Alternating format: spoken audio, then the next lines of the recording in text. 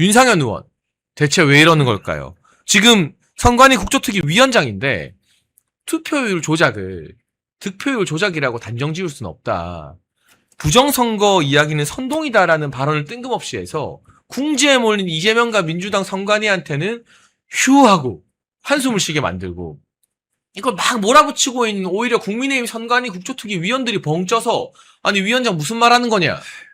박상규 위원 이 발언 도대체 어떻게 해석해야 되죠? 그냥 네 글자로 이걸 이적행위라고 합니다. 이적행위. 이적행위로 지금 이미 윤리위원회에 회부되어 있는 사람이 있죠. 조경태. 공통점은 다선 중진이다. 조경태가 6선이고 지금 이 윤상현이 5선입니다. 저는요 이 윤상현 씨가 제가 의원이란 말도 좀 아까워서 그냥 C로 부를게요. 윤상현 씨가 이 국조특위 위원장을 할 때 그 전날인가? 잇따라서 그러니까 전전날하고 중앙일보 또 조선일보에 그 일면을 통틀어 가지고 인터뷰를 한 걸 봤어요. 네. 그때는 뭐 여러 가지 잘해보겠다.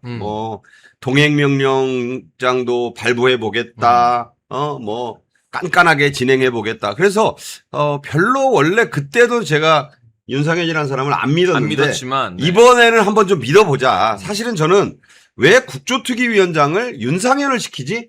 이런 거부터 사실 그때 의문을 가졌는데 그렇죠. 믿어보자가 실망으로 바뀌는 데는 딱 하루 걸리더라고. 하루. 네. 바로 시작하자마자 진행을 하는데 이건 국민의힘 소속 의원인지 더불어민주당이나 조국혁신당 의원인지 알 수가 없게 굉장히 민주당이나 조국당이 볼 때는 안정적인 진행을 하더라고. 근데 국조특위위원장은 이 특검이 출범하기 전에 유일하게 국민들이 지켜보는 중요한 그런 이 조직이었잖아요. 그렇죠. 그러니까 수사권은 없지만 그래도 윤상현이 국민의힘 의원이니까 뭔가 좀 다를 것이다. 이런 기대를 했는데 그걸 깡그리 날려버리는 진행을 했고요. 특히 여러분도 기억하시겠지만 선관위에 의한 재검표를 하자고 위원장이 해가지고 아니 그때 같이 했던 국민의힘 위원들조차 반대를 하고 막 아니 뭐 하는 거냐고 그때 한번 이미 사달이 났었어요. 그때 이미 야 이거 윤상현 안 되겠다 하는 생각을 했는데 그래도 그냥 어찌 여기까지 끌고 왔는데 결국 새는 바가지는 계속 새는 겁니다. 결정적으로 이제 지금 말씀한 대로 부정선거는 선동이다. 이거는요 더불어민주당 전당대회에 나온 사람들이 할 얘기예요. 저는 이 말 한 것만으로도 이미 위원장 자격을 잃었다. 당장 사퇴해야 된다. 이렇게 봅니다. 그러니까 박상규 위원님께서 굉장히 중요한 부분 하나 캐치해 주셨어요. 사실은 특검이 재검표를 해야 우리 국민들과 올림픽공원의 시민들이 청년들이 납득을 할 수 있는데 국조특위 차원에서 먼저 재검표하자. 이 주장을 했다가 1차로 국조특위의 국민의힘 의원들이 반대하고 그렇죠. 난리가 한번 났었거든요. 그런데 2차로 누가 봐도 우리 청년들과 올공의 시민들이 분노할 만한 부정선거 선동 이런 발언을 했다는 거 뜬금없이 박민영 대변인 네. 그러니까 우리가 윤상현 의원을 욕하긴 쉬운데 분석을 해야 되잖아요. 그렇죠. 무슨 의도가 있는 걸까요 이거는? 그러니까 이 윤상현 의원이라고 하는 사람의 이 정체성을 저도 좀 약간 인문학적으로 분석을 해봤거든요. 이 국민의힘에서 수도권 중진이라고 하는 게 또 가지고 있는 그 자체의 좀 불안정성이 있어요. 저는 윤상현 의원이 되게 좀 조바심을 느끼는 것 같아요. 그러다 보니까 자꾸 온탕 냉탕 오가면서 오락가락 메시지를 내는 게 아닌가 싶은데 이게 무슨 뜻이냐 하면은 일단은 인천 지역에서 5선까지 했어요. 5선까지 했고 굉장한 다선 의원이고 지역구에서의 끝발은 확실히 있어요. 그런데 5선쯤 했으면요. 기본적으로 뭐 상임위원장은 당연하고 원내대표 혹은 이제 당대표 뭐 하다못해 박덕흠 의원처럼 국회 부의장 이런 뭔가 공직 당직에서의 족적이 있어야 되거든요. 굵직한 족적. 그러니까 20년 동안 그냥 국회의원 공무원만 한 거예요. 쉽게 말해서. 그러니까 그렇다 보니까 계속 뭔가 당심에 소구하려고 탄핵 때 이렇게 전면에 나서 봤는데 정작 우리 당원들께서 윤상현 의원이 아니라 장동혁 대표를 지지한단 말이에요. 그렇죠. 그러니까 이런 데 대한 이거는 제가 그냥 단순 뇌피셜이 아니라 실제로 굉장한 박탈감과 서운함을 느끼신다고 합니다. 그러니까 그렇게까지 내가 전면에 뛰었는데 왜 당원들이 나를 좋아해주지 않지? 그러니까 결과적으로 전당대회를 열어도요. 그러니까 당대표는 전당대회 당원들이 뽑는 거고 원내대표는 의원들이 뽑는 거 아닙니까? 그렇죠. 그러니까 의원들이 뽑는 원내대표 선거에서도 TK, PK 밀리고 당원들이 뽑는 당대표 선거에서도 자꾸 갈지자 행보를 하니까 당원들이 신뢰를 못 주니까 전당대회 나와봤습니다만 계속 떨어졌잖아요. 그러니까 결과적으로 할 수 있는 게 이런 국조특위위원장 이런 자리밖에 지금 없는 거고 지금 이제 당신으로부터 아예 멀어졌다라고 생각을 하니까 당대표 폐지하자고 하지 않습니까? 당대표 폐지하자. 말도 안 되는 주장을 하면서 지금 포지셔닝을 굉장히 잘못하고 있다. 그러니까 본인의 그 공직 당직에 대한 욕심에 대한 조바심 때문에 계속해서 헛발질을 하고 있다고 생각을 하고 이건 우리 박상규 평론가님 말씀처럼 진짜 이적행위예요. 왜냐하면 민주당 정치인들도 지금 이런 얘기 안 해요. 지금 여론이 워낙 무섭기 때문에 그리고 이게 지금 선관위에 대한 증거가 나오고 있기 때문에 민주당도 못하는 이야기를 국민의힘의 국조특위위원장이 한다. 이거 민주당 좌파들이 이용합니다. 뭐라 그러냐. 윤상현도 부정선거 선동이라더만 그 실체가 없는 얘기 아니야? 국민의힘도 선동이라고 하는데 이렇게 이야기를 하면서 우리 지지자들에게 사실 공격당할 빌미를 주는 거예요. 더군다나 이게 근거가 있는 이야기도 아니지 않습니까? 그러니까 이런 부분들이 좀 윤상현 의원에게는 굉장히 약점으로 작용하고 있고 조바심 난다라고 해서 이런 식으로 행보를 계속 보이시면요. 오히려 당심, 민심, 의심 전부 다 더더욱 멀어질 수밖에 없다. 이걸 좀 숙지를 하셔야 한다고 생각을 합니다. 박상규 위원님, 우리 박민영 대변인 분석 어떤가요? 뭔가 정치적으로 돌파구를 찾기 위해서 이렇게 한다? 근데 이해는 되는데 이런다고 뭐 더 호응을 받거나 지지를 받는 건 전혀 아니잖아요. 저는 당연히 아니라고 보고요. 이 윤상현 씨를 생각하면 이 과거에 이 따라다니는 타이틀이 있잖아요. 어떤 사람이 살아온 족적에 의해서 연상되는 사람. 윤상현 의원은 먼저 떠오르는 게 전두환 전 대통령의 사위였죠. 맞사위였고 또 그 이후에 여러분도 다 아시는 유명한 롯데 계열 재벌의 또 사위. 그러니까 이게 사위가 권력의 사위를 한번 하고 그 뒤에 뭐 이혼한 뒤에 또 재벌가의 사위가 됐고 박근혜 전 대통령 때도 그 유명한 의사당에서 그때 박 전 대통령이 국회에 왔을 때 그 모든 사람이 들릴 만큼 했던 그 호칭이 있어요. 누나. 누님. 누나.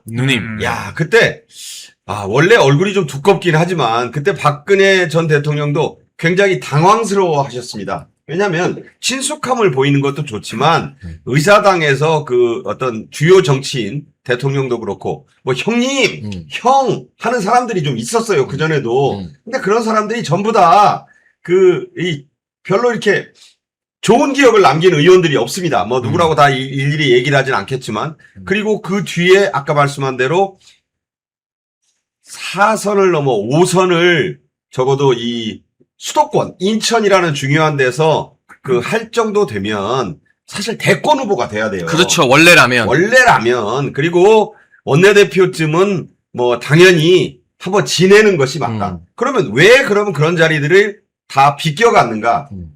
이게 자기만 알아서 그래요. 자기 이미지만 챙기고 자기 입속만 알고 그리고 나서 그런 아까 얘기한 전두환 또 재벌 그다음에 박근혜 이런 그 주요한 국면마다 그때만 이용하고 그다음에 그 사람이 뭐 어려운 처지에 빠지거나 뭐 물러나거나 뭐 이렇게 되면 나 몰라라 하는 그걸 국민들이 다 보고 또 동료 의원들이 평가를 했기 때문에 그저 그 미추홀이죠. 그 지역에서는 뭐 선거운동 잘 해가지고 5번 된 거 이것까지는 평가하지 않을 수 없지만 나머지 정치인으로서의 그 행동 특히 이제 여당 의원도 해보고 야당 의원도 했잖아요. 그렇죠. 여당일 때는 꿀만 빨고 야당일 때는 투쟁해야 될 때 전혀 투쟁하지 않은 그게 있어서 그렇지 않아도 국조특위위원장 윤상현을 좀 불안불안하게 봤는데 급기야 이런 일종의 대사고를 친 거예요. 대형 사고. 대형 사고를 치면 빨리 정리를 해야 됩니다. 안 그래도 오늘 국조특위에서 이제 민주당이 짰다는 듯이 재검표 이야기를 막 부각시킨다고 최윤경님이 슈퍼챗으로 알려주셨는데 이게 결국 민주당 전략에 우리가 말려 들어가는 꼴이 되는 거잖아요. 그러니까요. 근데 저는 이런 말씀을 안 드리고 싶은데 박상규 위원님 정치 오래 보셨으니까 많은 분들이 이런 의혹을 제기해요. 오세훈 시장이 갑자기 국민 밉상이 된 김용범을 만난다는 거. 그리고 윤상현 의원이 왜 국조특위에서 민주당 좋아할 이야기를 할까? 두 사람의 공통점은 뭐다? 지금 재판을 받고 사법 리스크가 있는 거 아니냐. 그죠. 그렇죠. 결국 그 민주당 정권이 지금 사법부를 꽁꽁 장악하고 있으니까 뭔가 거기에 맞춘 움직임을 해줘야 재판에서 좀 살아날 구멍이 보이니까 그런 정치적 계산이 있는 것도 아니냐는 음모론, 의혹까지도 제기하는 분들이 있는데 맞습니다. 이거 이제까지 정치 역사를 보면 좀 일리가 있는 의혹인 건가요? 그러니까 윤상현 의원을 생각하면 항상 양지를 좇는 그런 정치 행보를 해왔어요. 네. 제가 이걸 뭐 막말로 그냥 다이렉트로 표현하면 전천후 사꾸랍니다. 이런 정치인이 좀 있었어요. 과거에도 뭐 이 말이 참 재밌잖아요. 전천후. 비가 오나 눈이 오나 천둥치나 이런 날씨에 아랑곳하지 않고 사꾸라. 사꾸라라는 것이 이제 벚꽃을 말하는 건데 이 양지만 좇는 정치인을 멸칭으로 부르는 말이 그 사꾸라예요. 저는 윤상현 씨의 이 정치 행보를 보면 좀 지나치게 이 밝은 데만 쫓아다닌다. 그러니까 우리가 5선을 활동한 정치인 윤상현이 과연 고난과 함께한 기억이 저는 거의 안 납니다. 지금 이 국민의힘의 5선 중진 의원쯤 되면 더욱이 선거의 그 부정 문제를 지금 파헤치고자 하는 국조특위의 위원장이라면 올공 목소리와 함께하는 모습을 한 번이라도 보여야죠. 아, 그렇죠. 그리고 더 자주 가셔야 되는 거 아니에요? 그럼요. 적어도 이 다른 보직이었다면 몰라도 국조특위의 국민의힘 소속 위원장이면 저는 저번에 한번 갔잖아요. 그 송파 그 개표소에 그때도 마치 남의 집에 온 것처럼 행동했다고. 거기 오신 시민분들이 있거나 하면 적어도 그분들 손이라도 그때는 그냥 그 재검표하러 공적으로 갔으니까 그 본인 발로 간 것도 아니에요. 네. 장동혁 대표처럼 사적으로나 공적으로나 지금 뭐 거의 수십 번 가지 않았습니까? 그렇죠. 라고 매일 본다면 가죠, 매일. 예. 한 번쯤은 개인 자격으로 갔어야 되는데 그때는 공적인 국조특위 위원장으로 갔다면 그때도 가서 그 재검표만 하고 그 위원들이랑 그 둘러보고 오지 말고 남의 집에 왔어요. 거기 그때 현장에 같이 했던 그때 엄청 더웠잖아요. 또 그럴 때 그 시민분들과 함께하는 그런 모습들을 안 보였다는 것에서부터 저는 윤상현은 그때부터 알조였다. 결국 이 부정선거는 선동이라는 사실 이것은 주어만 바꾸면요 더불어민주당 강경파들이 할 법한 얘기예요. 그렇죠. 네. 어떻게 이걸 국민의힘의 중진 의원이 입에 담느냐. 아까 그 재판거래설 같은 그 의혹도 제기했는데 저는요 본인의 재판이 아니라 이런 식으로 육선하면 뭐합니까? 이런 식으로 육선한다고 뭐 정권 잡으면 국회 의장 시켜줄 것 같아요? 이 국회 부의장감도 못 돼요. 이런 식의 행동을 하면 저는 정말로 이 분노하는 올림픽공원의 목소리를 이렇게 걷어차버릴 수 있나? 이런 생각을 하고 자격이 없습니다. 지금 다른 우리 멸콩TV뿐만 아니라 다른 사이트에서도 윤상현 퇴출에 관한 여론조사를 지금 하는 걸 여러 군데 봤어요. 거의 9대1이더라고. 9대1. 네. 거의 9대1 나와요. 그래서 저희 멸콩TV 결과 한번 알려드려도 될까요? 저희 18시간 만에 네. 무려 14만 명이 참여했어요. 아이고야. 네. 아니 일단 첫 번째 2달 반 동안 22,000명 서명받은 한 딸들은 뭐 하는 거지? 우리 멸콩TV는 24시간도 안 돼서 14만 명, 네, 18시간 만에 엄청나네, 14명 참여하는데 근데 윤상현 퇴출 찬성이요. 97% 나왔습니다. 야, 이거 아이고야. 더하네. 퇴출 반대는 3. 3%. 9대1이 아니라 9.7 대 0.3이에요. 야. 놀라운 민심 아닙니까? 이게 제가 좀 이 사법 리스크 관련해서 첨언드리고 싶은 게 이게 바로 언론들도 알면서 침묵하는 이 자칭 쇄신파들의 정말 아킬레스건이에요. 사법 리스크. 그러니까 제가 이 기자들과 소통을 할 때 그런 얘기를 해요. 제가 생각하는 장동혁 대표나 이 어떤 신동욱 최고, 김민수 최고 등 우리 지도부 그리고 안철수 의원처럼 지금 어떤 우리 지도부에 협조적으로 활동하시는 이런 어떤 중진급들 의원들의 공통점이 뭔지 아시냐? 이분들은 사법 리스크가 없다. 그러니까 야당의 정치인으로서 가장 중요한 자질은요, 다른 게 아니라 사법 리스크가 없어야 돼요. 왜 그러냐면 이 여권은 사정 국면을 주도할 수가 있습니다. 지금 또 무슨 얘기 나오냐면요, 정청래가 되면 내년 서울시장 보궐선거, 김민석이 되면 내후년 보궐선거, 이 얘기를 대놓고 합니다. 이게 뭔 소리냐면요, 정청래가 되면 특검 컨트롤해서 어떻게든 좀 빠르게 이 재판 결과 만들어서 정청래 끌어내릴 수 있는 재보궐선거를 만들겠다는 거고, 김민석이 되면은 전국의 안정화를 위해서 선거를 최대한 줄이겠다, 이 얘기를 좌파들이 한다고요. 뭔 뜻이냐, 그 정도로 여권은 사정 국면을 주도할 수 있고, 야당 정치인이 반대로 사법 리스크가 있다라고 하면요, 여당에 휩쓸릴 수밖에 없어요. 여당에 부역할 수밖에 없고, 실제로 한동훈이 한동훈 특검 무서워가지고, 아니, 김민석 그때 수석 최고가 대놓고 얘기하잖아요. 한동훈 김여사 특검에 기여 못할 거면 한동훈 특검 우리가 안 할 이유 없지 않냐, 대놓고 이야기합니다. 그런 식으로 겁박을 해요, 정치인들에 대해서. 그렇기 때문에 이 사법 리스크가 없다라고 하는 게 이 지도자로서 굉장히 중요한 자질인 거고, 역으로 사법 리스크가 있는 사람들은 여당에 잘 보이기 위해서, 그러니까 정권에 잘 보여야 되기 때문에 굉장히 역설적인 행보를 하는 거예요. 아니, 오세훈 시장은 재판정 재판받으러 들어가면서 우리 상식 있는 사람들이면 이재명의 이 정치인 사법 탄압이다, 무슨 뭐 정치 탄압이다, 그게 정상인데 엉뚱하게 장동혁 대표를 지적을 하지 않습니까? 장동혁 대표가 지금 뭐 명태균 이슈 가지고 지금 사정 국면 주도하고 오세훈 시장 괴롭히는 사람이 아니잖아요. 이런 식으로 자꾸 시선 분산시키고 나 쓸모 있는 존재야 라고 이거를 여권에 호소를 한다라고 하는 거, 이게 굉장히 비겁한 전략이고 그렇게 될 수밖에 없는 유인구조를 가지고 있기 때문에 결과적으로 이 쇄신파라고 하는 껍데기조차도 이 사법 리스크를 비껴가기 위해서 일종의 내부 총질을 하는 사람들의 어떤 자기방어적인 이런 어떤 초식이다라고 저는 해석을 해요. 실제로 그래 왔고요. 그렇기 때문에 이게 굉장히 지금 위험하게 작동을 하고, 이 윤상현 의원 같은 이런 분들의 교집합이다라고 하는 거 굉장히 공교롭게도 그렇게 또 똑같이 적중을 하고 있다라고 하는 점 굉장히 주목해 봐야 할 것 같습니다. 저는요, 딱 이 말씀만 좀 드리고 싶어요. 지금, 조금 이따 우리도 얘기를 하겠지만, 주진우 의원이나 김민수 최고 등에 의해서, 지난 6.3 지방선거뿐만 아니라 지난 2025년 대선, 그 이전에 2024년 총선, 지금 전국을 이 모양으로 이재명을 대통령으로 만들고 더불어민주당을 압도적 다수당으로 만들었던 그 두 번의 선거에서 각각 합쳐서 70회 정도, 지방선거까지 합치면 무려 117곳에서 투표율을 이 타임머신 타고 갔다 왔나? 뭐 말 그대로 앞으로 일어날 1시간 반이나 뭐 2시간 가까이 있는 투표율을 미리 써놓았다? 이 말도 안 되는 게 나왔는데, 이거를 그러면 윤상현은 부정선거가 아니라 이건 뭐 부실선거라고 할 건가? 이게 선동이냐? 그러니까 집단 최면이라는 말을 썼어요. 아니, 도대체 이게 무슨 사교도 아니고 부정선거를 저질렀다는 게 부실하다는 건요, 충실하지 않다는 말이에요.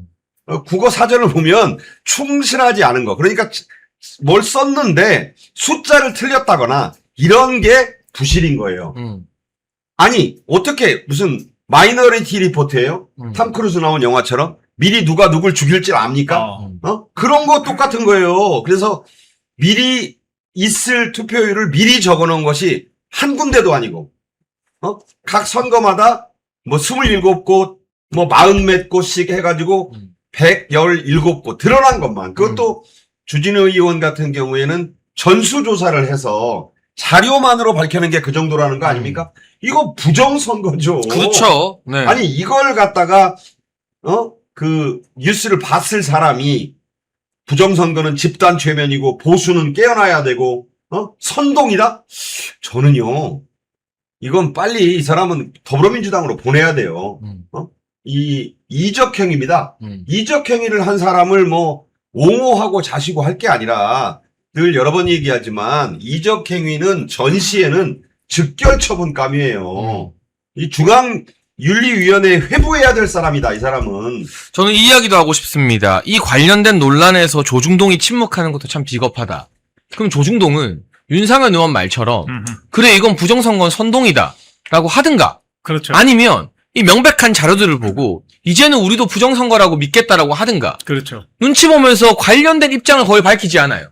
이 조중동의 비겁함에 대해서도 우리가 이야기를 해야 되고, 그리고 또 유일하게 윤상현 말을 옹호한 사람, 바로 브레이크 뉴스의 김정기 칼럼니스트인데 이 사람 보니까 옛날에 중국 상하이 총영사였어요. 네. 맞아요. 그리고 중국 스파이와의 연문설이 그래서 우리 측 자료를 유출했다는 그러한 스캔들에 휩싸였던 당사자입니다. 이런 사람이나 부정선거 선동이라는 말을 옹호하고 있는 거예요. 어떻게 생각하세요, 박민영 대변인? 아이고, 여기서 이제 우리 지지자분들이나 우리 국민들이 보셨을 때는 피하 식별이 명확하게 되는 거잖아요.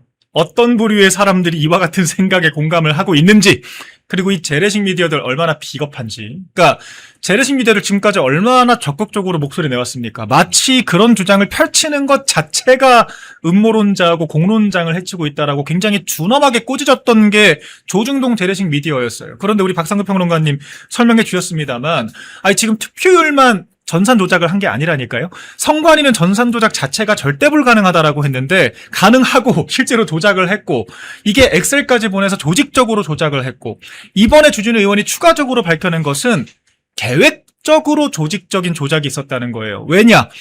90분 뒤에 있을 미래의 상황을 예측을 해서 미리 조작을 했다는 거 아닙니까?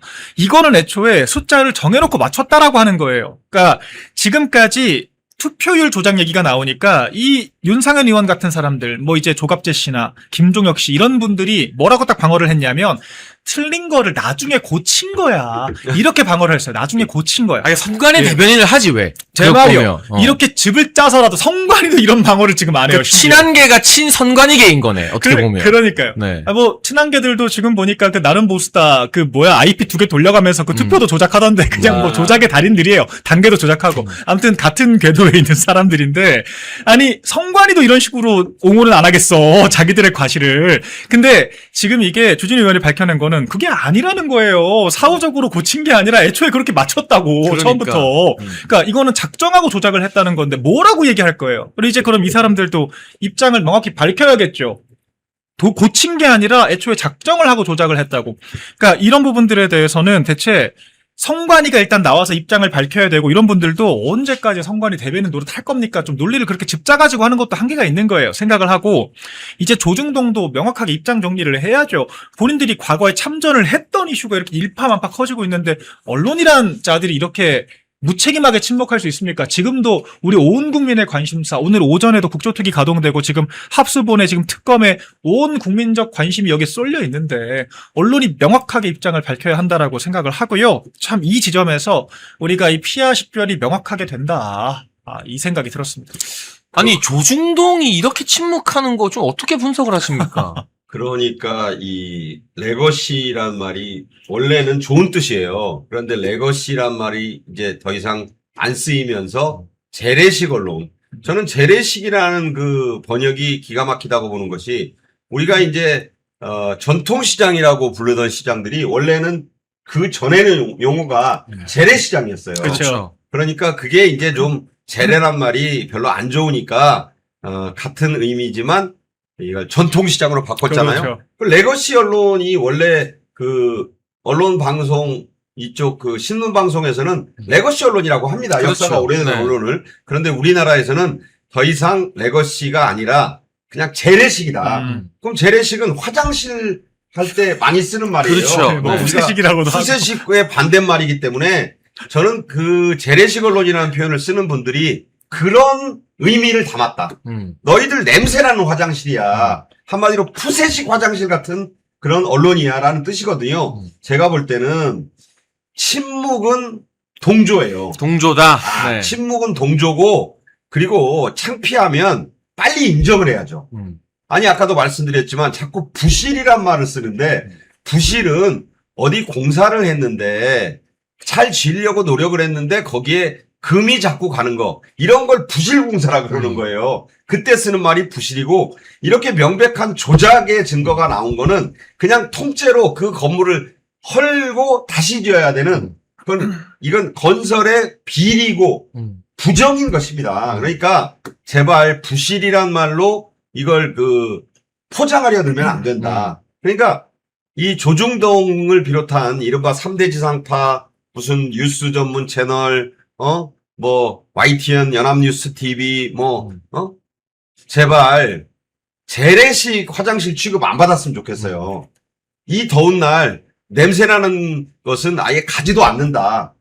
더 이상 왜 그들을 재래식 언론이라고 부르는지 본인들이 좀 알아야 할 때가 됐다. 침묵은 이건 동조하는 겁니다.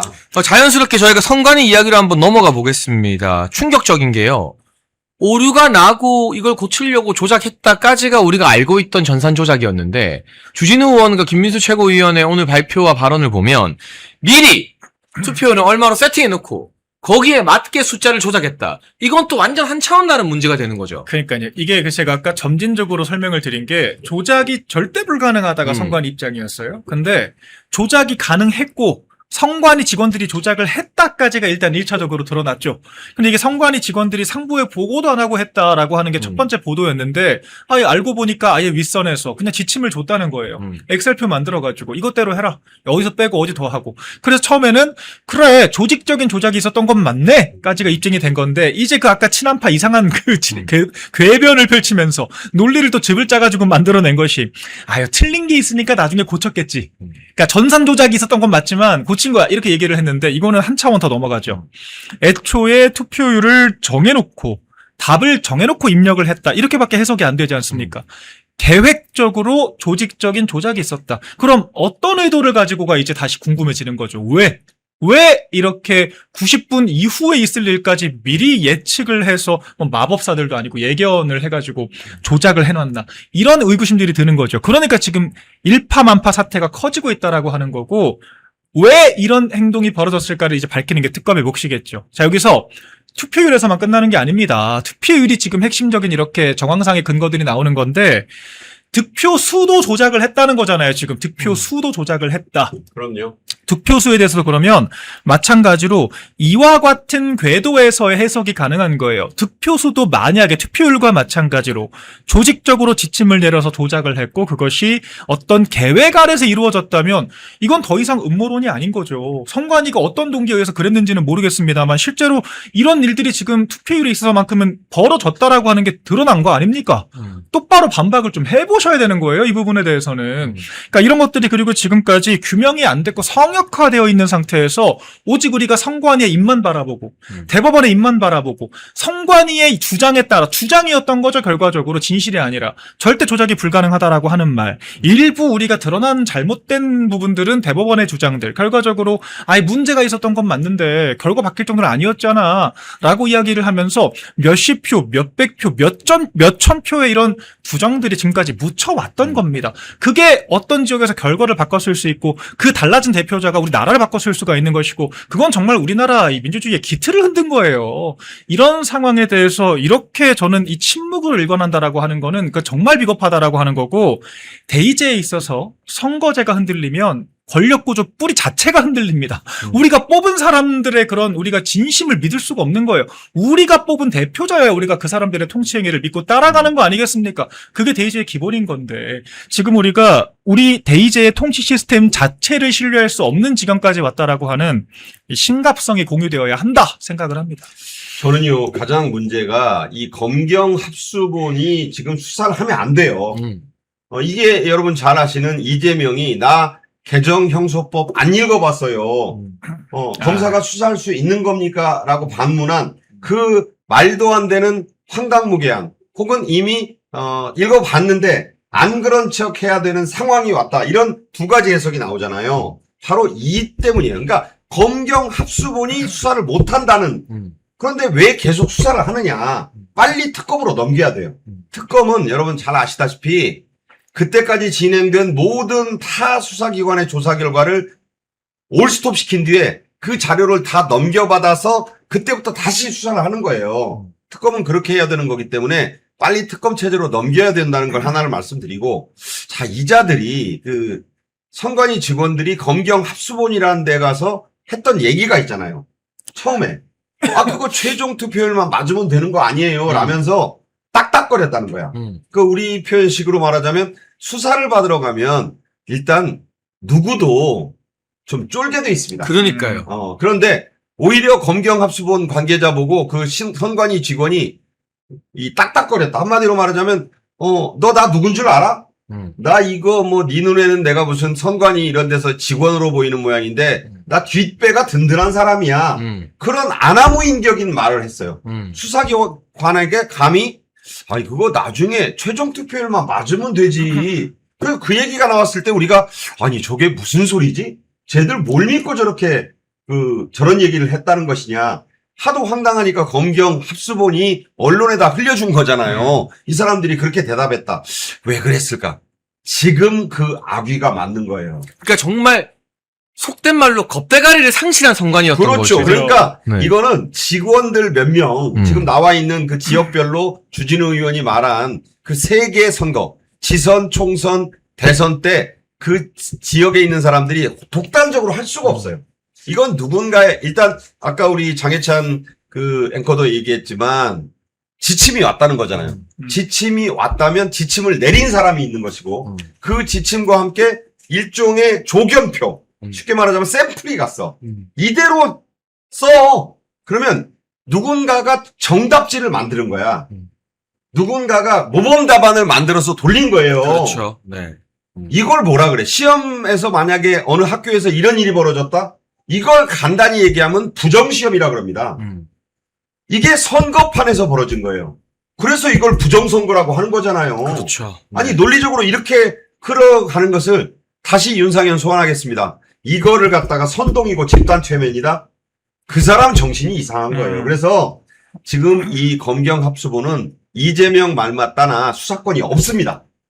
지금 빨리 검경합수본은 자기들이 그 법을 만들어 통과시켰잖아요. 더 이상 수사를 하루도 시키면 안 돼요. 올 스톱. 그리고 모든 자료를 동결시킨 다음에 뭐 까보고 그래도 안 돼. 재검표니 뭐 이런 거 시켜도 안 돼요. 그래서 더 이상 수사 못하게 하고 그 더불어민주당이 그렇게 하라고 했잖아. 그렇죠. 근데 왜 불법 지금 그러니까 검경합수본에 의한 수사 자체가 불법인 겁니다.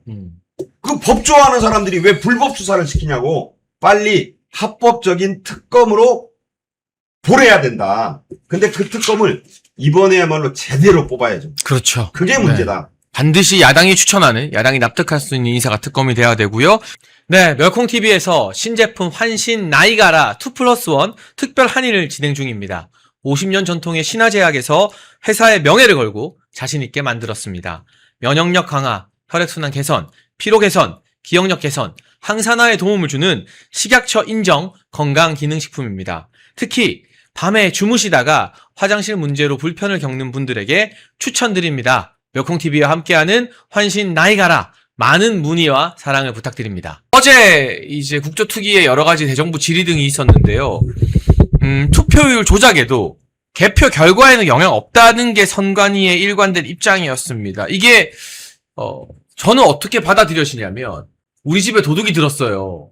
그래서 막 온갖 귀한 뭐 폐물이며 시계며 현금이며 다 없어졌는데 도둑놈 잡았더니 아니다 나는 숟가락밖에 안 훔쳤다. 그 보석이랑 현금은 내가 훔친 거 아니다라고 잡아떼는 거 보는 기분인데요. 박사님 좀 어떻게 평가하시겠습니까? 선관위의 이런 태도는.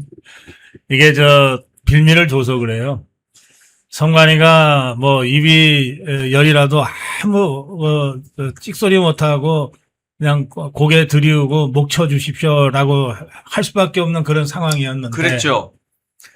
그런데 이 국민의힘에서 특히 이번에 국조특위를 진행하면서 이 윤상현이 이 선관위 대변인보다도 더 한 얘기를 지가 먼저 해놓으니까 이 선관위 입장에서 바로 그거 올라타고 우리는 뭐 부정선거는 아닙니다. 뭐 이러고서 빤뻔하게 다시 나올 수 있는 빌미를 줘버렸어요. 그러니까 좌파 것들도 함부로 얘기하지 못하고 있었던 상황이거든요. 그 점에서 이 윤상현의 이번 망언은 이건 정말 용서할 수 없는 망언입니다. 조은진 대표님, 저희가 어제도 분석을 좀 해봤는데 결국 고 박사님 말씀처럼 선관위가 저렇게 뻗대는데 근거를 민주당이 주는 게 아니라 국민의힘의 윤상현 특위위원장이 줬잖아요. 왜 그런 거라고 보세요, 도대체? 실질적으로 국정조사위원장이 네. 뭐 아무런 뒷극이 없이 그냥 당당하면은 이건 모든 책임 이재명이다. 왜 노태학이 임기 끝난 노태학이 갖고 연장해가지고 천대엽이 추천했는데 청문회를 안 했잖아요, 민주당이. 예. 그래서 노태학 가지고 그냥 3개월 연장해가 3월 3일 끝난 사람을 가지고 지방선거 치렀잖아요. 그럼 민주당하고 이재명 책임 아닙니까? 그 다음 유철안 놓을 때, 이거 뭐 밥 친구고 고시 동기고 뭐 연손 동기인가? 그러는데 민주당의 윤리심판위원장 했던 사람을 넣는다. 이거는 뭐 공정성에 안 맞지 않습니까?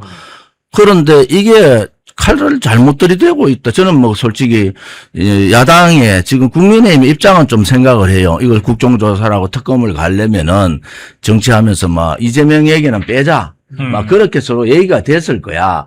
그래도 한 명은 얘기해야지. 한 명은 판을 깔아줘가지고 세상 사람들이 그 생중계를 다 보고 있는데, 그렇죠. 그래서 이런 뭐 지금 제가 말씀드린 대로 그다음에 총리가 그 모든 선거에 책임 안 지냐, 담화도 발표하고 이런 거 아닌 거잖아요. 총리가 선거 공정선거 선거 안전 문제 가지고 하는데 이재명이 뭐 딱 한마디 했어. 그 우리 선관위는 나도 타지 못한다고. 그러면서 김민석 빼가지고 정청래 저거 지금 죽이고 있잖아요. 그래서 야당이 좀 야당다우려면은 국조특위위원장이 좀 야당보 너 좀 건드리라. 그래야 판이 커지고 저기 내놓을 게 많잖아요. 이재명부터 막 걸기 시작하면 그러면 이제 국민의힘 추천 특검 이렇게 내놓을 거란 말이야. 지금 다 빼보고 나니까 이제 뭐 하든 말든 이제 마음대로 해 하는데 윤상현이 저렇게 소위 자기도 자신 없는 얘기를 저렇게 하면 되냐.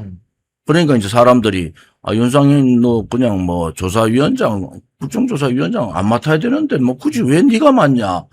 여기 의문을 가지는 거 아니겠습니까? 이 국조특위는 이제 국민의힘에서 강하게 주장해서 관철시킨 거 아니에요? 네, 맞습니다. 그러면 국민의힘이 뭐 이것들이 무슨 투쟁을 해서 관철을 시킨 것도 아니잖아요.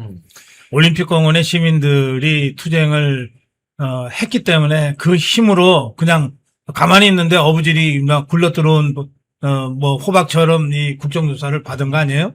그렇게 해서 윤상현이가 지가 자임하고 위원장을 맡았는데 사실 이 국조특위는 국민의힘 입장에서는 이재명 종북주사파들을 정치적으로 압박하고 그리고 모든 거의 절대다수 국민들이 의심을 하고 있는 부정선거 의혹을 조사할 수 있는 여러 가지 단초를 국정조사 특위를 통해서 확보하는 거 아니에요?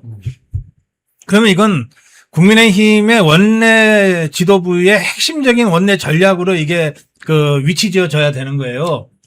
그런데 아무리 윤상현이가 뭐 다선이고 정점식이보다 선수가 높고 뭐 그렇다 하더라도 어디까지나 국정조사 특위도 원내 대표의 지휘하에 움직여야 되는 거예요. 그렇죠.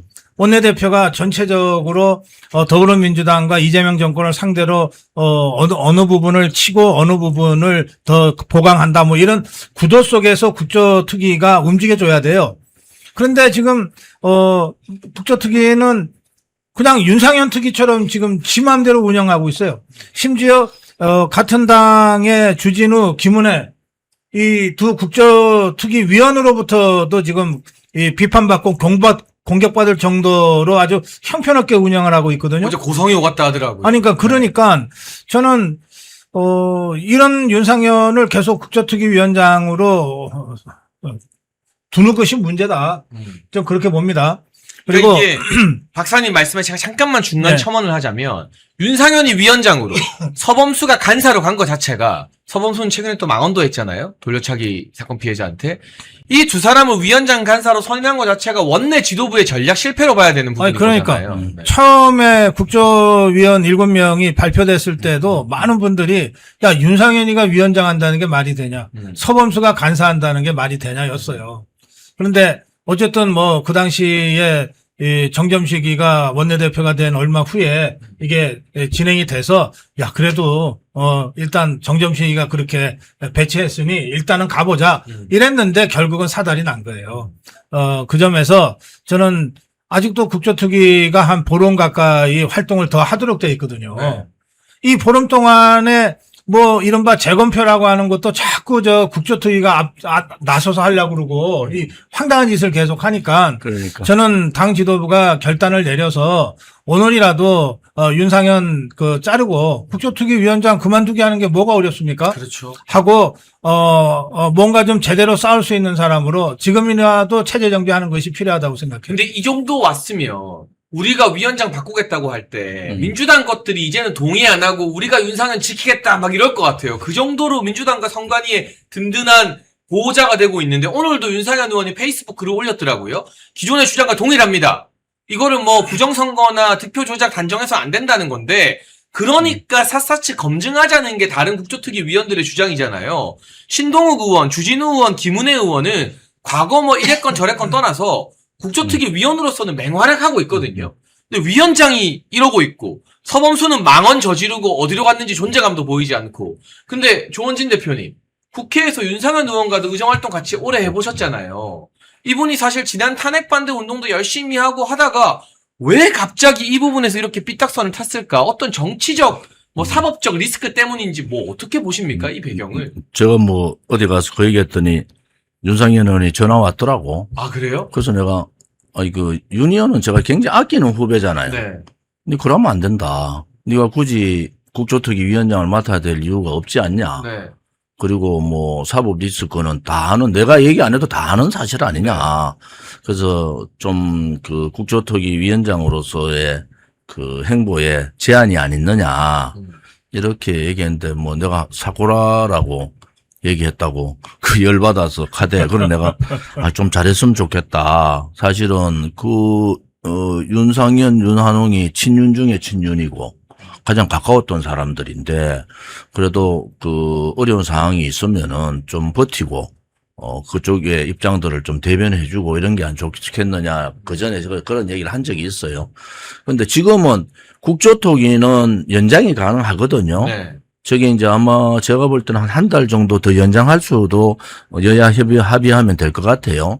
그래서 서범수는 지금 망언 때문에 본인이 스스로 뭐 그냥 사퇴하는 게 맞고, 이거 건을 잘못 가면 윤상현의 정치에도 굉장히 치명적일 거다. 그렇죠. 그래서 오히려 저는 뭐 아끼는 입장에서 보면은 윤상현 의원이 이쯤에서 그냥 사퇴하고 그냥 그 다른 사람이 좀 맡아서 하는 게 좋겠다. 뭐 그런 생각을 좀 갖고 있고요. 또 하나는 2023년에 국정원에서 그쪽 선관위 6,500개 그 기계 중에서 301개인가를 틀었어요. 우리는 그냥 알기는 그냥 뭐 비밀번호가 1, 2, 3, 4, 5, 6, 7이다. 이거는 대부분 뭐 웃긴다 이래 됐지만은 사실은 그 안에 보면은 이 투표 개표 뭐 이런 내용들이 들어가 있거든요. 선거 국정원에서 할 때. 그러면 그런 의심들이 있었는데 선관위는 다른 이유로 반발을 해요. 그게 아니다라고 얘기하지만 실질적으로 이번에 보니까 서버에 들어갔잖아요. 일단 기록을 들어가서 조작을 했단 말이에요. 그러면은 투표율만 했을까? 당연하게 국민들은 이거 득표수도 손을 댄 거 아니냐. 그 의심은 당연한 상식이잖아요. 그러면 그런 부분에서 보면은 이제 그 국조특위 위원장으로서 이제 신뢰를 좀 잃어버렸다.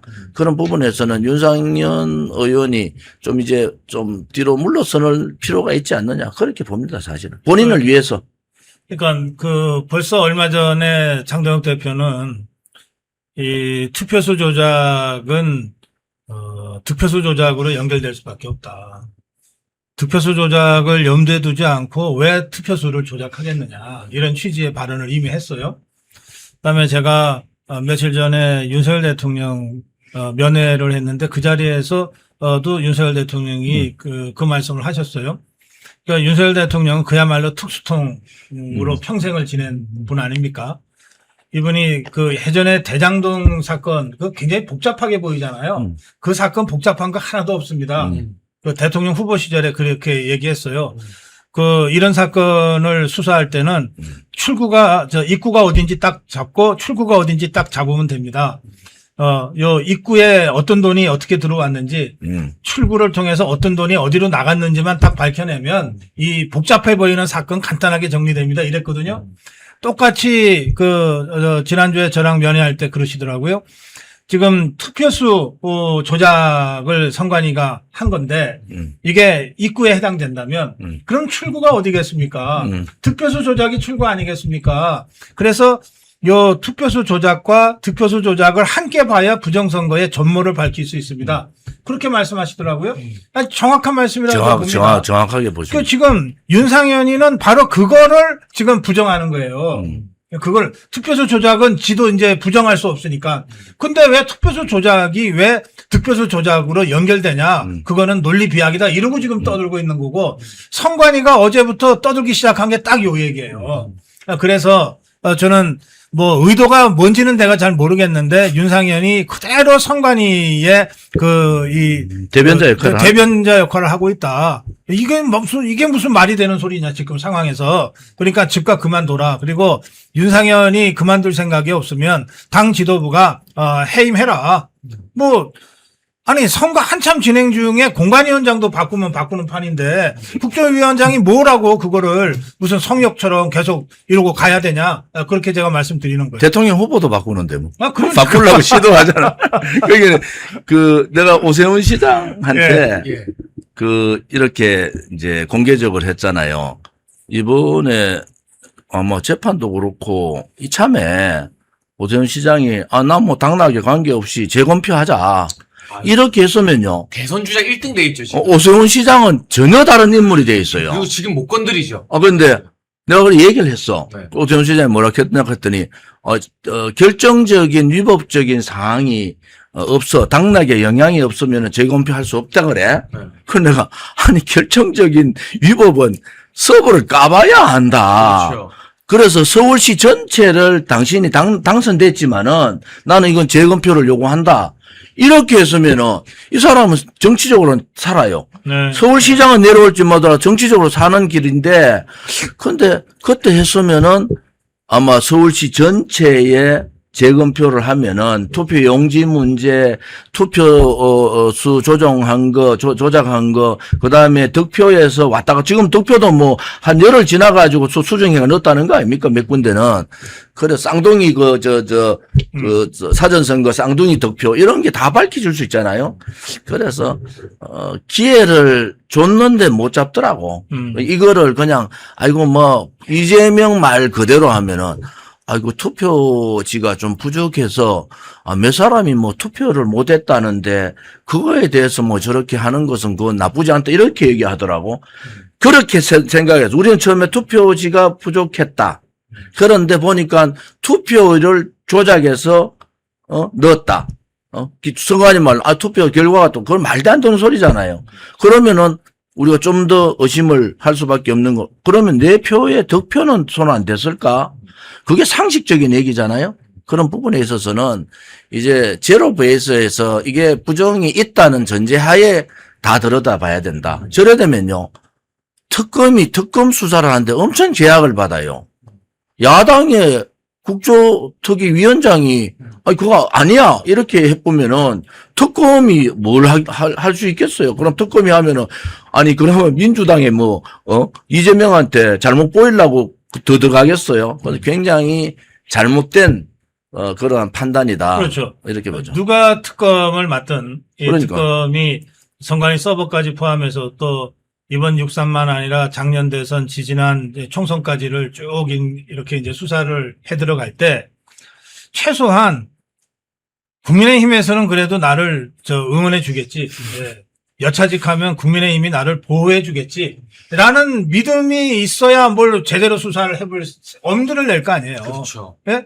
그런데 지금 윤상현이가 저런 식으로 해버리고 국민의힘 다수의 국회의원들이 그냥 침묵하고 있으면 내가 가서 선관위 서버까지 까면서 부정선거 전모를 밝힌들 예? 결국 나중에 당하는 건 나일 텐데 라고 생각하면 아예 특검 추천을 해도 고사하거나 아니면은 어찌어찌해서 특검이 돼도 대충 하고 말죠. 부실 수사니 무슨 부실 관리 부분만 조금 손대고 노태악이 무슨 그 배우자랑 외유한 거 이런 거 손대고 수의 계약한 거 몇 건 손대고 그리고 많은 거예요. 우리가 다 아는 거. 그러니까 이런 식으로 완전히 방향이 엉뚱하게 갈 수 있는 그 물꼬를 윤상현이가 터준 거예요, 지금. 그러니까 저는 좀 이해가 안 되는 게 제가 어제도 미스테리라서 저도 그 사법 리스크 이야기를 했는데요. 저도 전화 곧 받게 될지 모르겠습니다만 이렇게 해서 정치적으로 얻을 건 하나도 없잖아요. 그리고 어마어마한 보수 진영의 비판이 지금 윤석열 위원장에게 가해지고 있는데도 오늘 또 동일한 주장을 반복하는 페이스북 글을 올렸다는 건 이건 정치적 판단이 아니라 뭔가 다른 동기가 있는 거 아니냐라는 생각을 계속 할 수밖에 없는 것 같아요. 그런 부분. 오해라기보다는 뭐 합당한 의심을 할 수밖에 없잖아요. 그래서 올공이나 장동혁 대표의 방향성에 대한 불신인 것 같아요. 윤상현이 그거에 대한 불신이 꽉 차 있다. 그러니까 저런 발언을 하잖아요. 지금 검경수사본부가 특검이 되면은 이 자료를 다 넘겨야 돼요. 국정조사에서 풀지 못했던 부분도 그 특검에다가 이런 부분들을 수사해서 조사해달라고 넘겨줘야 되잖아요. 그러니까 이거는 특검이 시작도 하기 전에 벌써 한 팔을 꺾고 들어가는 상황이 되기 때문에 지금부터는 윤상현 위원장이 뭐 굳이 더 끌고 가서 자기한테 정치적으로 도움되는 것도 없단 말이에요. 지금은 그냥 뭐 내 할 일 끝났다 이런 식으로 정리를 하는 게 좀 좋겠다 이런 생각이에요. 왜 그러는지 모르겠다고 지금 우리 장해찬 최고위원 말씀하셔서 굳이 말씀을 드리면 정치판에서는 뭐 잃는 게 있으면 또 따로 얻는 게 있어요. 네. 우선 윤상현이 계속 이렇게 하는 것은 장동혁이 다음 총선 공천권을 행사 못할 거라고 하는 확신이 있는 거예요. 그리고 다음에 공천권을 행사할 총선의 공천권을 행사할 당 대표가 뭔가 자기 생각하고 유사한 그런 생각을 가진 누군가가 될 거다 또는 자기가 될 거다 이렇게 생각하는 거예요. 그러니까 아니 총선에서 공천 받는 게 확실하면 뭘 못합니까 국회의원들이? 그러니까 그게 한동훈 똘만이나 오세훈 똘만이들 하는 사고방식하고 똑같은 거죠. 어차피 장동혁은 얼마 안 있으면은 물러날 사람, 끌려 내려올 사람이라고 딱 간주하니까 지금 이 상황에서 당대표와 완전히 180도 다른 얘기를 대놓고 하는 거거든요. 그 다음에 두 번째는 또 뭘 얻냐? 이러면은 좌파 것들이 얼마나 좋아하겠어요. 당장 이재명이부터 얼마나 좋아하겠어요. 그렇죠. 예? 안 그래도 이거를 부정선거로 가져가지 않고 어떻게든 그냥 관리부실 정도로 끝내려고 하는데 이건 더 이상 이거는 덮을 수 없으니까 관리부실 정도로 끝내고 노태하기 정도를 꼬리 떼주고 뭐 이렇게 하려고 하는데 윤상현이 지금 딱 거기에 부합하게 지금 행동하는 거 아니에요. 이재명이부터 엄청 좋아하겠지. 저 종북주사파들 좋아하겠지. 그리고 오세훈, 한동훈 똘마니들이 얼마나 좋아하겠어요. 근데 한동훈이는 당분간 못 들어오지. 그렇죠. 오세훈이는 이제 뭐 정치 거의 끝나가지. 뭔가 좀 대신으로 세워야 되는데 조경태가 그걸 하겠어요? 누가 하겠어요? 권영진이가 하겠어요? 근데 윤상현이가 있네? 아니, 이거는 한동훈 똘마니들이나 저 오세훈이 똘마니들 입장에서는 야, 윤상현을 우리의 저 얼굴 마담으로 한번 세워보자. 한동훈이가 뒤에 주인이지만 윤상현이 정도 세우면 그럴듯하지 않냐. 이렇게 당내에서도 얼마든지 오세훈 한동훈 똘마니들이 계산할 수 있는 거예요. 이런 많은 얻을 것이 있다고 윤상현은 계산하고 있을 거예요. 그러니까 그 계산대로 움직이는 거죠. 그래서 이거는 뭐 우리 조은진 대표가 아끼는 후배니까 정말 아끼는 마음으로 야단을 쳤지만 이게 좀 야단 쳐서 죄송합니다. 제가 잘못 생각했습니다. 이럴 문제가 아닌 거예요. 지금 제가 보기에 이거는 아주 정말 이 냉혹한 이 정치적 계산에 따라서 윤상현이 움직이고 있다. 어제 저희 방송 출연해주신 이제 박상규 논설위원님은 이건 정치적 이적 행위다. 특히나 지금처럼 대한민국 명운이 걸린 사건에서 이렇게 하는 것은 이적 행위다라고 평가를 하시더라고요. 네, 윤상현 의원하고 불과 한 3일 전에 통화를 하고 그 다음날 이틀 지나서 이 문제가 터졌잖아요. 네. 제가 국민의힘 중진들이 지금 한 5선이 저랑 같이 이제 국회 활동을 했던 사람들이에요. 네. 그래서 몇 사람들한테 전화를 해서 저는 솔직히 말을 해요. 장동혁 대세다.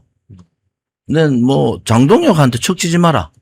딱 진짜 노골적으로 얘기해요. 우리 잘 아는 사람들 뭐 많잖아요. 어차피 장동혁이 연입에도 총선 공천할 가능성이 높다고 보시는 거잖아요. 아니 다음에 본인이 8월 달까지 물론 근데 장동혁 운도 좋아. 왜냐하면은 뭐 8월 달까지 난 가겠다. 네. 그럼 연임 가겠다는 얘기예요. 그렇죠. 8월 달 하면 7월 달쯤 전당대회 하잖아요. 네, 네. 그럼 지금 상태에서 한동훈 누가 윤상현이 착각하면 안 돼. 대선은 이미 끝났다니까. 그래서 지금 대구 국회의원들도 눈치가 엄청 빠르다고. 대구 네. 경북이 특히. 네, 네. 공천 받으면 되는 데는 눈치가 빨라요. 네. 야, 이거 내년 7월 정도 되면은 장동혁 연임 체제로 그냥 들어가. 왜? 그게 지금 7대3인가요? 8대입니다. 8대인가? 당원이 8아니야. 네. 그러면 뭐 정점식이가 7대3으로 고치자고는 하더만. 그래, 그게 안 돼. 왜냐면은 최고위에서 뭐, 그래, 의결이 안 못한다. 됐는데 대표가 계속 근데 뭐 정적인 체제에서 그걸 어떻게 고치겠어요? 한동훈 쪽 사람들이 좀 머리가 나쁜 게 계속 그 뭐 최고위원 걸어가지고 욕하고 뭐 지가 잘난 듯이 떠드는데 그게 다 한동훈한테 뭐가 되겠어요. 아, 그러면 너거는 이제 배제할게.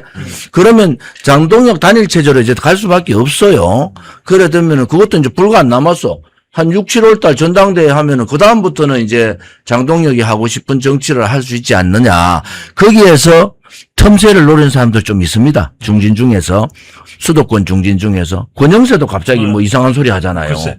그래서 그런 사람들을 우리가 예의주시해 보면은, 아, 이유 없는 일탈은 없다. 그래서 이유가 있는 거야. 뭐 일탈하면 무슨 이유가 있다고. 네. 그래서 그런 부분들을 우리가 예의 좀 주시하고, 제가 그 사람들한테 중진들한테 전화해서 얘기를 해요. 첫째 장동혁 척지지 마라. 두 번째 대세다. 그 다음에 이재명 지지율이 떨어지면 떨어질수록 한동훈은 멀어지고 장동혁이 떨 수밖에 없는 구도가 온다. 그래서 그런 부분을 보면은 내년 6월, 그러니까 다음 총선 10개월 전 뭐 이 정도 되면은 대강 정리가 좀 될 것 같아요. 근데 우리 조원진 대표는 우리 국민의힘의 이런 중진들하고 아무런 무슨 이해관계를 얽혀 있는 게 아니잖아요. 없죠? 그 정말 이제 예전에 같이 정치하던 그 정이 있어서 그렇죠. 말해주는 건데. 이 밖에서 보기에 너무 답답하니까 이제 정말 좋은 마음으로 충고하는 거 아니에요.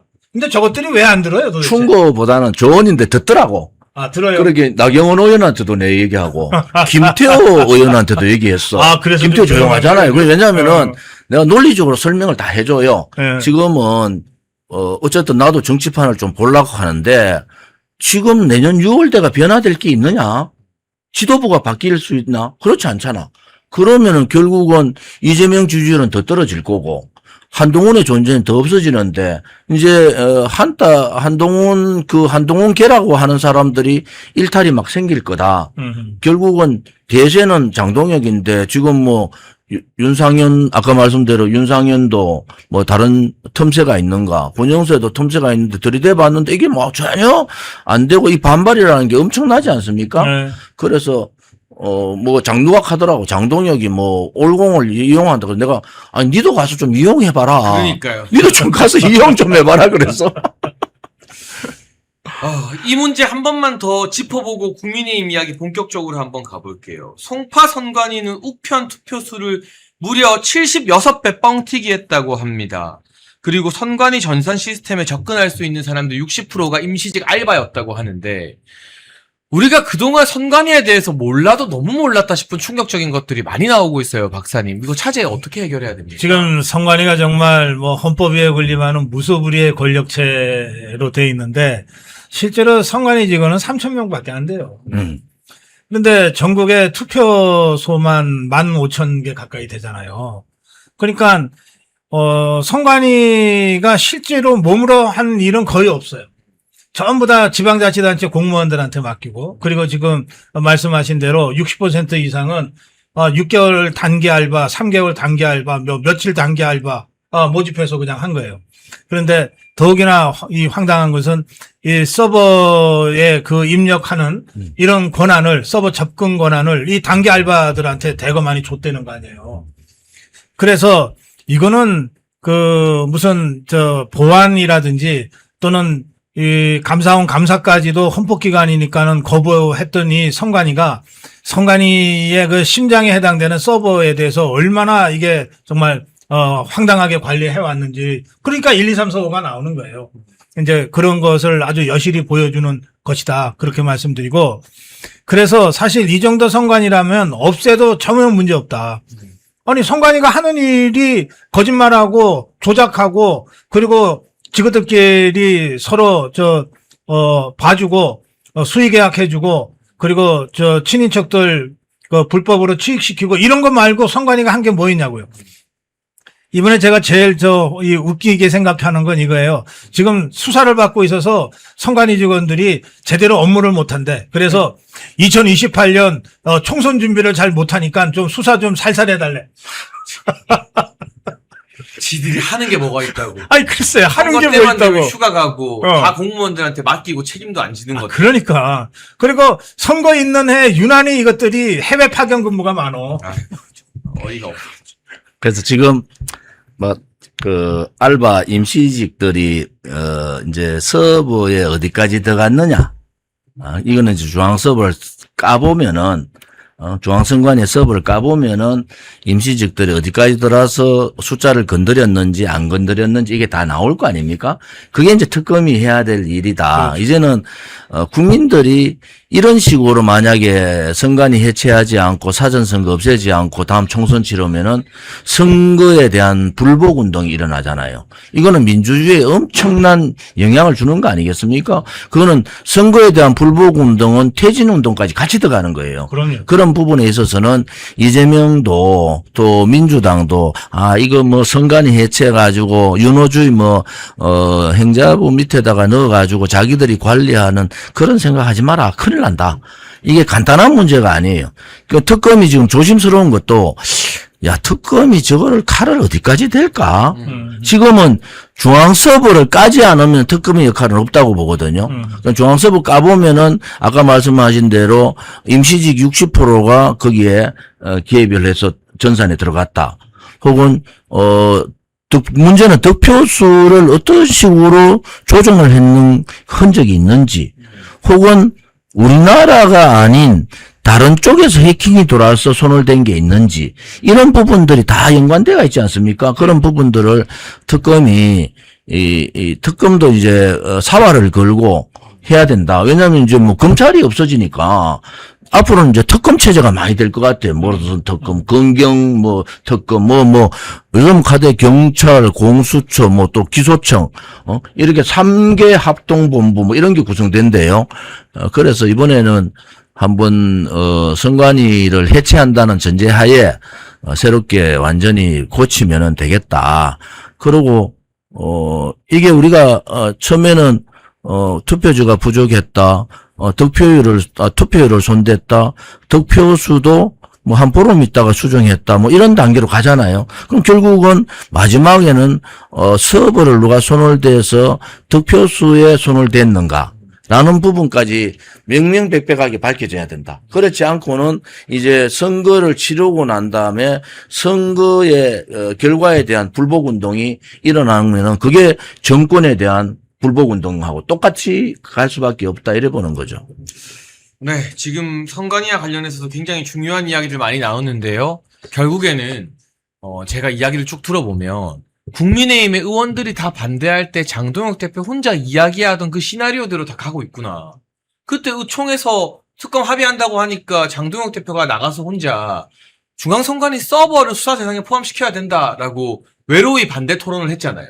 근데 결국 그 며칠 뒤에 전산 조작이 터지면서 이제는 서버를 안 들여다볼 수 없는 상황이 되었고, 그러니까 국민의힘에 109명의 의원들이 있지만 지금 제대로 이 선관위 사태를 이해하고 꼭 필요한 목소리를 내는 사람이 장동혁 대표 거의 한 사람밖에 없다라는 생각이 좀 많이 드는 것 같습니다. 어떻게 보십니까? 그런데 박사님? 원래 우리 정당사에서 보면 네. 그런 핵심적인 사안을 정확하게 그 맥을 잡고 방향을 제시하고 이런 정치인은 그저 한두 명이에요. 그렇죠. 그러니까 정치 지도자라 그러는 거예요. 다른 정치인들은 제가 정치인을 무작정 폄하하는 건 아닌데 다 지긋들 일로 바빠. 지 상임위 일로 바쁘고 무슨 민원 일로 바쁘고 지역 일로 바쁘고 바빠요. 그래서 전국 전반을 두루 살펴볼 수 있는 그런 여유와 통찰력을 가진 정치인들이 별로 없어요. 그렇죠. 근데 이제 그거를 제대로 하기 때문에 지도자 반열에 오르는 것이고 또 그걸 제일 잘할 수 있는 사람이 다행히 지금 국민의힘의 당대표가 돼 있어요. 그러니까 장동혁 대표는 24시간 전국 전반을 갖고 고민할 거 아니에요. 근데 국민의힘의 나머지 109명의 국회의원 중에 24시간 전국 전반에 대한 고민을 하는 정치인이 단 한 명이라도 있을까요? 그러니까 그런 의미에서 현격한 차이가 나는 거죠. 그러니까 그건 어떤 면에서는 너무나 당연하다. 다만 이 점은 있어요. 당 대표나 당 지도부가 그런 통찰력과 해안을 가지고서 딱 방향을 제시하면 대체로 따라가요. 그렇죠. 근데 이것들은 그걸 안 따라가는 게 문제야. 아니, 지것들이 준벌나게 뭐 든 것도 없이 고민도 안 하면 대표가 이렇다 그러면 글로 따라가면 되잖아. 그러니까 그냥 시키는 대로 나 잘하지. 네. 예전에 정당들은 그건 했거든. 네. 이것들이 그걸 안 해, 지금. 그래서 문제인 거예요. 원래 지나면은 안 따라갈래 안 따라갈 수 없는 상황이 옵니다. 지금요. 이재명 지금 얘기하지만 일단 2030들이 완전히 레드카드를 던져버렸어요. 이거는 그냥 그거를 반격해 가지고 여론을 바꿀 수 있는 상황이 안 돼요. 그럼 결국은 올해 말 이번에 전당대회 끝나면은 딱 이제 민주당이 잘하는 거 있잖아요. 이재명 지지율만 쳐다봐. 저 30% 초반대로 뚝 떨어지잖아. 정청래도 지팔 흔들고 김민석도 지팔 흔들어요. 추미애는 이미 흔들었어. 그렇더라고요. 추미애는 왜? 가만 내가 4년 동안 영 웃기가 있어. 근데 4년 있으면 대통령 선거인데 한 6개월 차이밖에 안 나요. 추미애는 그래 내 상대는 이재명이 아니야.